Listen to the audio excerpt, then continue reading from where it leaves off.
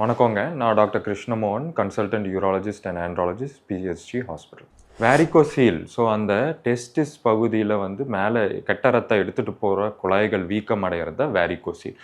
இது ஒரு 25% ஆண்களுக்கு வரும். இது எதுக்கு இம்பார்ட்டன்ட் அப்டின்னா, இந்த வேரிகோசீல்ன்ற ப்ராப்ளம் அவங்களுக்கு பெயின், வீக்கம் டெஸ்டிஸ்ல உண்டாக்கலாம். இல்லாட்டி முக்கியமா ஆண்களுக்கு மேல் இன்ஃபர்டிலிட்டி வரலாம்.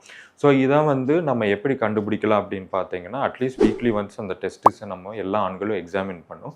அந்த இடத்துல டெஸ்டிஸ்க்கு மேலே, விரை பகுதிக்கு மேலே ஏதாவது வீக்கம் இருக்குது அப்படின்னா கண்டிப்பாக ஆண்ட்ராலஜிஸ்ட்டை பார்த்துட்டு அந்த ஸ்கேன் பண்ணிவிட்டு அங்கே வேரிகோசீல் நிஜமாவே இருக்கான்னு கண்டறிஞ்சிட்டு அதுக்கு ட்ரீட்மெண்ட் எடுக்கணும்.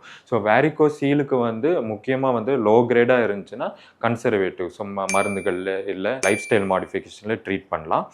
இல்லை பெருசாக இருக்குது அப்படின்னா சர்ஜரி தேவைப்படலாம்.